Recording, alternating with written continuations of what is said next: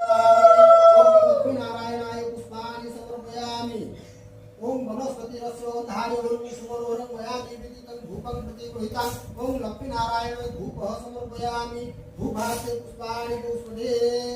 ओम दिक्प्रकाश महाकोश सर्वत्र तिमिरापहं सर्वयाभ्यां ज्योतिषि प्रतिगृहीतं। व्रत कले नारी माने भाग्यवती बोली विधवा नुहंती ओ जमे सुखी हुअंती। दया करी आम भागरे ताहा प्रकाश करंतु। युधिष्ठिरଙ୍କ वाक्य शुणी श्रीकृष्ण कहउछंती हे राजन तुमे जहा पचारिल ताहा मु एबे कहउछि शुण।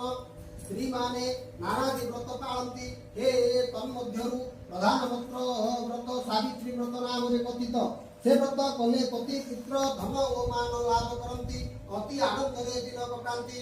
यह शुणी धर्मराज युधिष्ठिर पचारे हे गोपीनाथ से व्रत क्यों माने करी कि फल पाई यह मो आगे कहतु। यह शुणी श्रीकृष्ण अति मधुर वचन कहते हे धर्मसुत अश्वपति एक राजा थे से अवनी मंडल बड़ दयाशील धर्मपरायण प्रजापालक और नाना गुण विख्यात होते।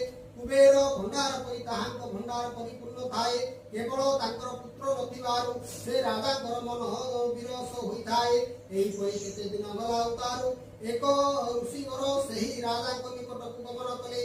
से राजा ऋषि की देखी साष्टांग भूमिष्ठ प्रणिपात होई पुणी पाद धौत कले। से राजांकर भक्ति भाव देखी ऋषि महासंतुष्ट हेले। ध्यान बलरे राजांकर मनर दुख जानी कहले हे राजन तुम्बे बिल समन रे काहींकी अछ। यह शुणी राजा कहले हे मुनिवर धन्य धान्य प्रजा सुखरे रही मध्य एक पुत्र नथिबार मन रे शांति नाही। ऋषि कहले हे राजन आम्बे गोटे मंत्र कहबू सेही मंत्र भक्ति रे जप कले ताहा बलरे गोटे कन्या हेब। से राजा तुमर तीन कुल उद्धार करिवो एवं महितल रे दश रहिवो।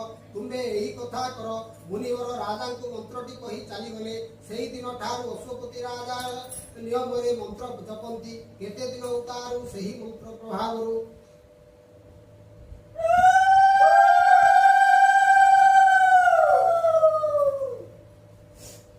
एक दुहिता शुभ लग्न रे जन्म हेला। सही दुहिता सावित्री मंत्र प्रभाव जमीबारु सावित्री बोली नाम देले। चंद्र पक्ष रे चंद्र शुद्ध परी माता पिता को आदर रे सावित्री बढ़ंती। क्रमे सावित्री को 18 वर्ष हेला।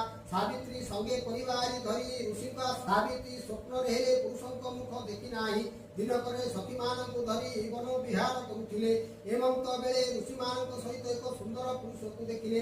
से पुरुष को देखि मोहित होई चक्षु पिछाड़ी पास करुछंती। ताहांकर नाम सत्यवान।